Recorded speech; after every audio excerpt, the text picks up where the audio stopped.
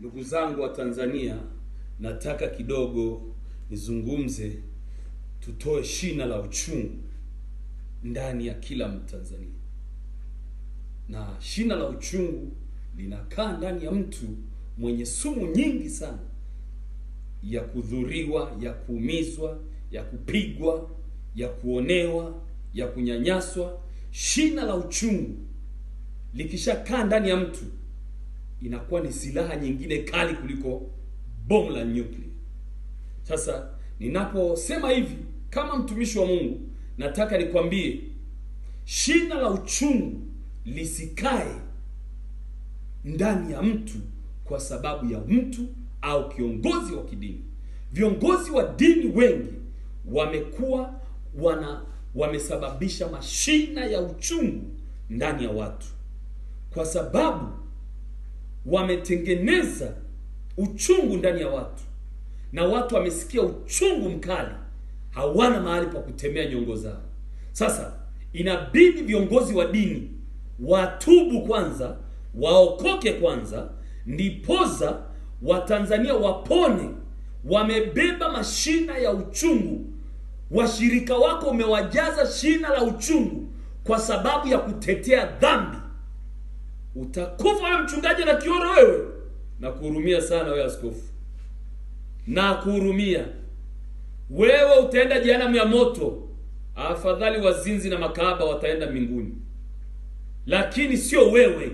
Wewe huwezi kwenda mbinguni. Umejaza shina la uchungu ndani ya washirika wako. Eti kiongozi wa dini, eti kiongozi maarufu anayejulikana kwa sababu ya dini yake na anajulikana na serikali yake, alafu unajaza uchungu ndani ya wananchi. Wewe jehanamu inakusubiri, hautaikwepa jehanamu hata Yesu akirudi. Andiko moja kwenye kitabu kile, na kusomea ile andiko ujue kulishika vizuri. Waebrania 12 mstari ule wa 15 imeandikwa hivi: mkiangalia sana mtu asiipungukie.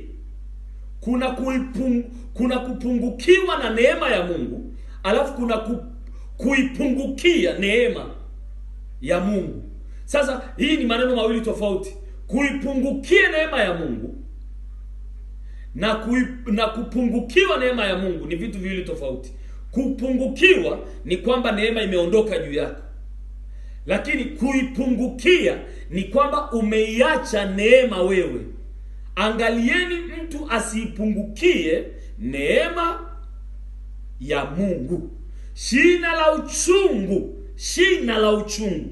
Mchungaji ameweka shina la uchungu ndani ya washirika wake, eti anaegemea upande fulani. Wewe jehanamu inakusubiri, hautabaki salama. Jehanamu inawasubiri wachungaji wote, mitume wote, walimu wote, na kila mchungaji au anajiita mtumishi wa Mungu popote, kwa jina la dini yake, kwa jina la msikiti wake au kanisa lake,